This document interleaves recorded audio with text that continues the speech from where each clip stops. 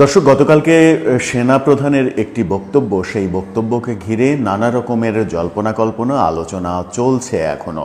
সেনাপ্রধান বেশ কিছু ইস্যু নিয়ে কথা বলেছেন, মব নিয়ে কথা বলেছেন, অদ্ভুতুড়ে মামলা নিয়ে কথা বলেছেন, সকলের অধিকার নিয়ে কথা বলেছেন, নির্বাচন নিয়ে কথা বলেছেন, অনেক কথাই বলেছেন। কিন্তু যে কথাটা সেনাপ্রধান বললেন না, কিংবা যেগুলো বললেন সেগুলো নিয়ে সরকারের সঙ্গে মতদ্বৈততা সৃষ্টির যথেষ্ট কারণ রয়েছে। আর যেগুলো বললেন না সেগুলো কি সেনাপ্রধান ইচ্ছাকৃত এড়িয়ে গেলেন, নাকি বলার মতো বাস্তবতা এখনো তৈরি হয়নি, সেটা নিয়ে ব্যাপক আলোচনা চলছে। আসলে ভেতরের অবস্থাটা কি, সেই আলোচনাটা করার চেষ্টা করলাম।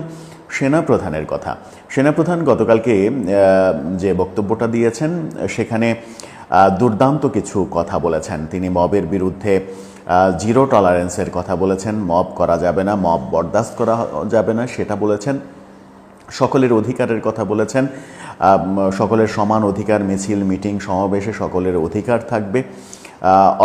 অদ্ভুতরে যে মামলা, অযথা যে মামলাবাজি করা হচ্ছে সেই মামলাবাজি করা যাবে না সেগুলো বলেছেন। সেগুলো বলার মাধ্যমে এক ধরনের এইগুলো যে এখন দেশে চলছে সেই ব্যাপারগুলো স্বীকার করে নিয়েছেন, স্বীকার করে নিয়েই বলেছেন যে এগুলো বরদাস্ত করা যাবে, হবে না, এগুলো করতে দেয়া যাবে না। সেই কথাগুলো যখন বললেন তখন সেনাপ্রধান বেশ কিছু প্রসঙ্গ কি এড়িয়ে গেলেন কিনা। অবশ্য যে কথাগুলো বললেন সেগুলোই সরকারের সঙ্গে বনিবনা হবে কিনা, সরকারের সঙ্গে মিলবে কিনা, সেই আলোচনা বিস্তর রয়েছে।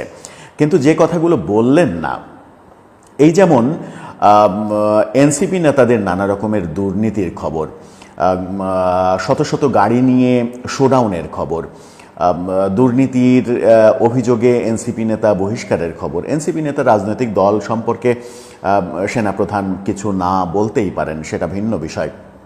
কিন্তু উপদেষ্টার যে এপিএস কিংবা পিও, তাদের যাদেরকে বহিষ্কার করা হয়েছে দুর্নীতির দায়ে, এবং এক উপদেষ্টার এপিএস ৩১১ কোটি টাকার মালিক হয়েছেন, সুইজারল্যান্ডে বাড়ি করেছেন, সরকারের অভ্যন্তরেই যে কলকবজাগুলো দুর্নীতি করছে বলে নানা রকমের অভিযোগ উঠেছে, সেই ব্যাপারে সেনাপ্রধান কিছুই বলেননি।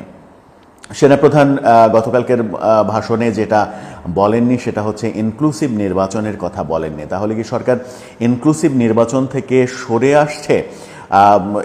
সবাইকে নিয়ে নির্বাচনের যে থিওরি এর আগে সেনাপ্রধান বলেছিলেন, সেই থিওরি থেকে কি সরে আসলেন সেনাপ্রধান, নাকি সবগুলো একবারে বলতে চাননি? সবগুলো একবারে বললে সরকারের সঙ্গে একটা বড় বিরোধ তৈরি হবে, সেই কারণেই কি বলতে চাননি কিনা। সেনাপ্রধান বেশ কিছুদিন চুপ ছিলেন, চুপ থাকার পরে আবার কথা বললেন যখন, তখন বেশ টনক নড়ে যাওয়ার মতো কথাই বলেছেন। মবের বিরুদ্ধে কথা বলেছেন, অযথা হয়রানি করার জন্য যে মামলা মোকদ্দমা করা হচ্ছে সেগুলোর কথা বলেছেন, আক্রমণ করা হচ্ছে মানুষকে, মারধর করা হচ্ছে, নির্যাতন করা হচ্ছে, সেগুলোর বিরুদ্ধে কথা বলেছেন। এই কথাগুলো কেন বললেন সেটাও একটা বড় প্রশ্ন এসেছে। এই কথাগুলো বলার অন্যতম কারণ হচ্ছে আন্তর্জাতিক গণমাধ্যমে, আন্তর্জাতিক পর্যায়ে বাংলাদেশের মানবাধিকার এবং সংখ্যালঘু নির্যাতন, এই দুটো নিয়ে চরমভাবে আলোচনা হচ্ছে এবং লেখালেখি হচ্ছে। আন্তর্জাতিক পর্যায়ে বাংলাদেশে মানবাধিকার লঙ্ঘিত হচ্ছে, বাংলাদেশে সবার অধিকার সমান নেই, এই ব্যাপারে কিন্তু যথেষ্ট আলোচনা চলছে, যথেষ্ট মিটিং সিটিংয়ের ব্যাপার স্যাপারগুলো চলছে। আন্তর্জাতিক চাপ বাড়ছে, বিশেষ করে জাতিসংঘ, ইউ দেশগুলো এবং যুক্তরাষ্ট্রের চাপ বেশি হয়েছে। সম্প্রতি তিনি রাশিয়া সফর করেছেন, সম্ভবত রাশিয়া সরকার থেকেও একটা চাপ দেওয়া হয়েছে। শোনা যাচ্ছে জাতিসংঘ থেকে বাংলাদেশে মানবাধিকার লঙ্ঘনের ব্যাপারে, অগণতান্ত্রিক সরকার তো রয়েছেনই, বিশেষ সময়ের জন্য যে সরকার, সেই সরকার তো নির্বাচিত সরকার নয়, সেই সরকার যত দ্রুত পারবে নির্বাচন দিয়ে গণতান্ত্রিক সরকারের কাছে ক্ষমতা হস্তান্তরের ব্যাপারে আন্তর্জাতিক চাপ রয়েছে প্রচণ্ড, এবং বাংলাদেশের মানবাধিকার লঙ্ঘিত হচ্ছে, মানবাধিকার চরমভাবে বিপর্যস্ত অবস্থায় রয়েছে। সেই ব্যাপারে আন্তর্জাতিক চাপ রয়েছে। সেই আন্তর্জাতিক চাপেই মূলত সেনাপ্রধান ভূমিকা রাখছেন এমনটা শোনা যাচ্ছে।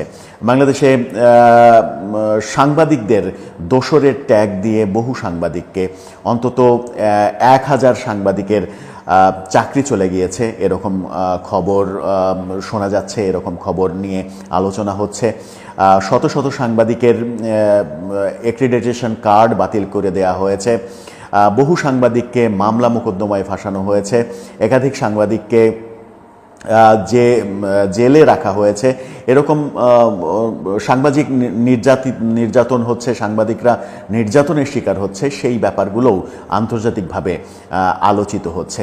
বাংলাদেশের গণমাধ্যম স্বাধীনতা ভোগ করতে পারছে না, এই আলোচনাটাও আন্তর্জাতিকভাবে হচ্ছে। সব মিলিয়ে সেনাপ্রধানের উপরে একটা চাপ রয়েছে, সেই চাপের হয়তো আংশিকটা তিনি প্রকাশ করলেন।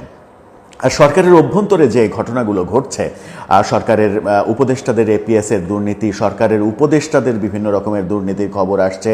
আবার সেনাপ্রধান আর একটা বিষয় পাশ কাটিয়ে গিয়েছেন, সেটা হচ্ছে যে তিনি এটা প্রকাশ্যে হয়তো বলতে চাননি, সে সম্প্রতি আসিফ নজরুলের যে স্ট্যাটাস, কাশ্মীর হামলা নিয়ে যে স্ট্যাটাস, সেই স্ট্যাটাস আন্তর্জাতিকভাবে প্রচণ্ড সমালোচনার শিকার হয়েছে।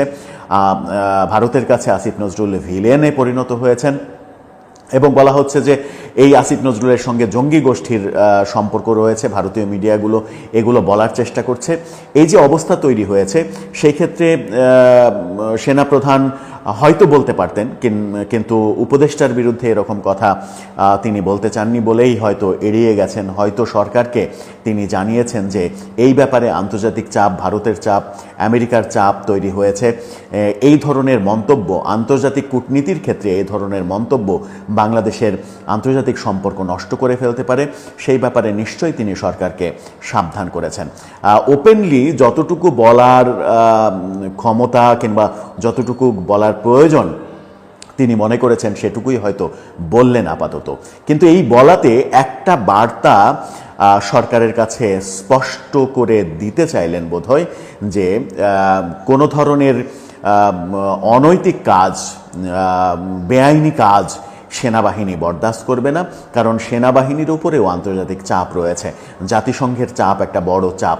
যদিও কদিন আগে আমরা দেখেছি জাতিসংঘ মহাসচিব বাংলাদেশে সফর করেছেন, মনে হয়েছে ডক্টর ইউনূসের সঙ্গে তার দহরম মহরম সম্পর্ক, কিন্তু সেই সম্পর্ক দিয়ে যে আদতে কাজ হবে না। কারণ বড় দেশগুলো যদি বাংলাদেশের বিপক্ষে নানা ধরনের মতামত দিতে থাকে, নানা ধরনের চাপ দিতে থাকে, তখন জাতিসংঘ ঠুটো জগন্নাথের ভূমিকায় অবতীর্ণ হবে। কারণ জাতিসংঘের নানা কার্যক্রম সম্পর্কে আমরা দেখেছি, জাতিসংঘ মোড়লদের ক্ষেত্রে কিছুই বলতে পারে না। সুতরাং মোড়লরা যখন কথা বলবেন তখন জাতিসংঘ ঠুটোর জগন্নাথ হবে।